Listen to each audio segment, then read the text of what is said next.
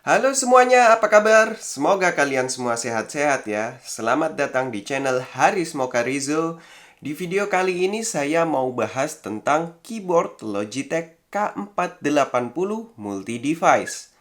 Keyboard ini saya beli karena saya sebelumnya sudah pernah mencoba keyboard Logitech K375S yang saya gunakan untuk komputer kerja saya di kantor.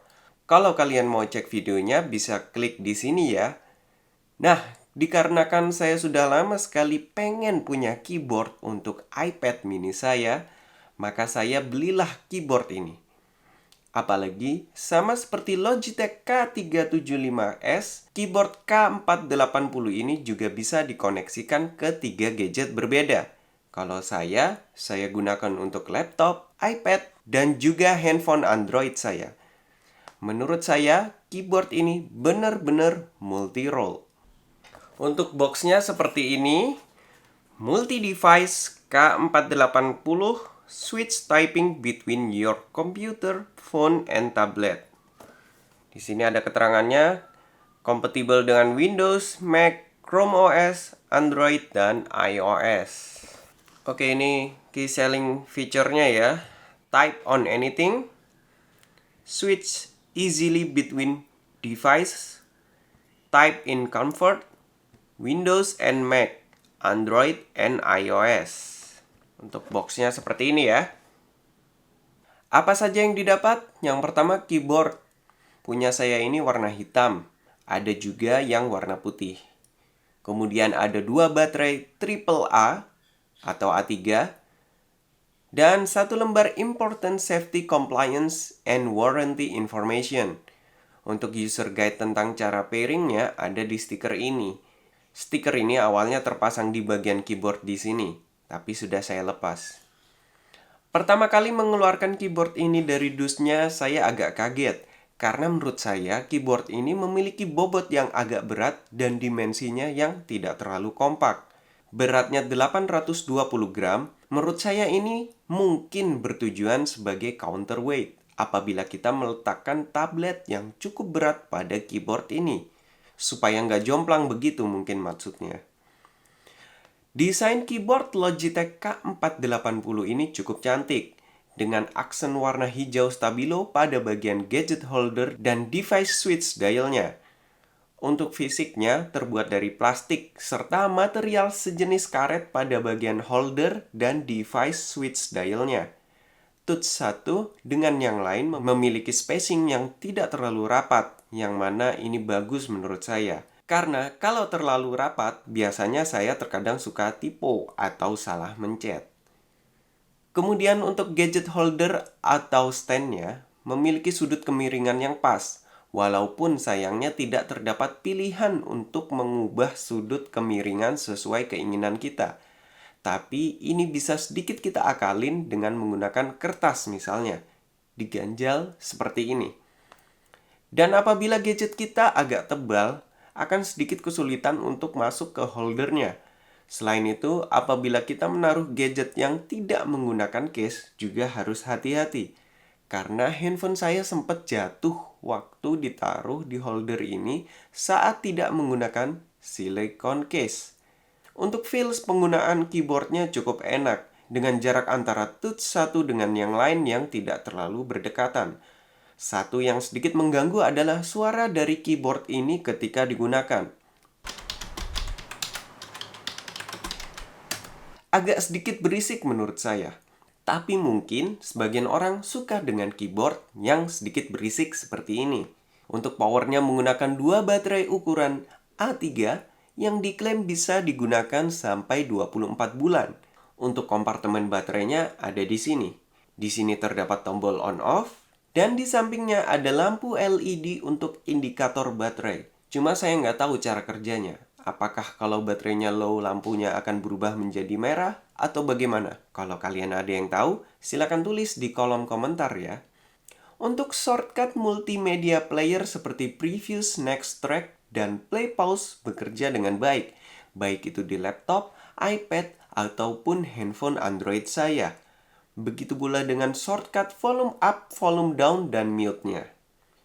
Saya sempat mencoba menggunakan keyboard ini untuk bermain game CSGO atau Counter-Strike Global Offensive dan cukup nyaman. Walaupun dengan koneksi Bluetooth, bisa saya bilang saya merasakan tidak ada lag sama sekali. Keyboard ini bisa dikoneksikan dengan laptop atau komputer, handphone, dan juga iPad melalui koneksi Bluetooth. Dan pergantian antara komputer ke handphone atau iPad sangat mudah dan cukup cepat. Hanya dengan memutar switch dial 1, 2, 3 ini apabila sudah dipairingkan. Oh iya, keyboard ini tidak menggunakan dongle USB receiver ya. Jadi, kalau komputer kalian tidak ada Bluetooth-nya, ya keyboard ini nggak bisa dipakai. Proses pairing Bluetooth ke komputer ataupun gadget pun tidak susah. Cukup dengan memilih 1, 2, atau 3 pada switch dial ini. Lalu pencet ini untuk koneksi ke Windows atau Android. Dan tombol ini untuk koneksi ke Mac atau iOS. Dan tahan tombol selama 3 detik. Kemudian tinggal mencari Bluetooth keyboard ini pada Bluetooth preference atau setting pada komputer atau handphone. Dan nggak pakai lama, langsung tersambung. Untuk kelebihannya, yang pertama adalah multi-role. Bisa dipakai di laptop, tablet, atau handphone, dan lintas platform pula. Bisa di Windows, Mac, Android, dan iOS.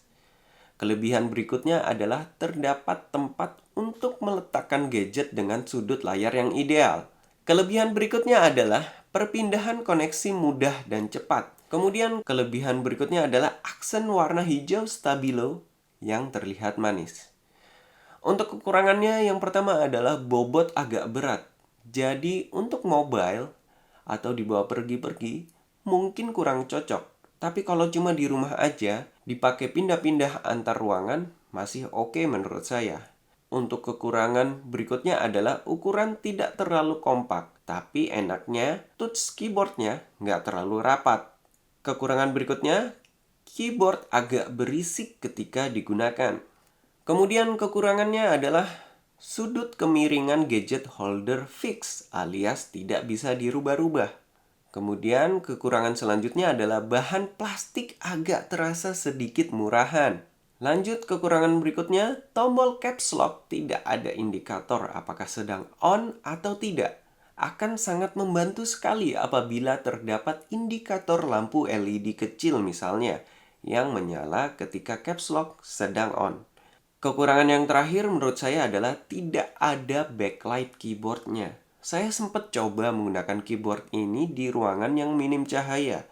Karena nggak ada backlight, membuat saya sedikit kesulitan. Kesimpulannya, keyboard Logitech K480 ini seperti Swiss Army Knife. Benar-benar multi-role. Dipakai di PC bisa, di Mac bisa, di Android bisa, di iOS pun juga bisa.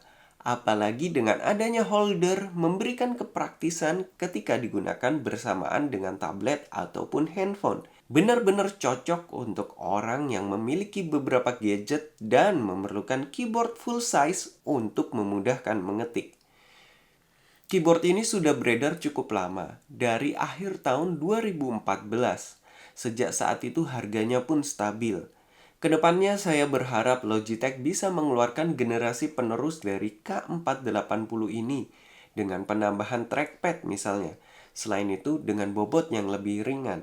Apabila memang takut jomplang kalau bobot keyboardnya dibuat tidak berat, mungkin bisa ditambahkan counterweight yang bisa dilepas pasang agar pengguna bisa menentukan sendiri sesuai dengan kebutuhan mereka masing-masing. Kemudian dengan ukuran yang sedikit lebih kompak. Selain itu, dengan holder gadget yang bisa diatur sudut kemiringannya. Ditambah ada backlight pada keyboardnya misalnya. Kalau produk tersebut sampai beneran keluar, maka bisa menjadi the best all around keyboard menurut saya. Nah, sekian dulu video saya kali ini. Semoga bermanfaat untuk kalian semua. Jangan lupa ya untuk like, komen, dan subscribe agar channel ini bisa terus berkembang. Sampai jumpa di video yang lain. Terima kasih. Dadah.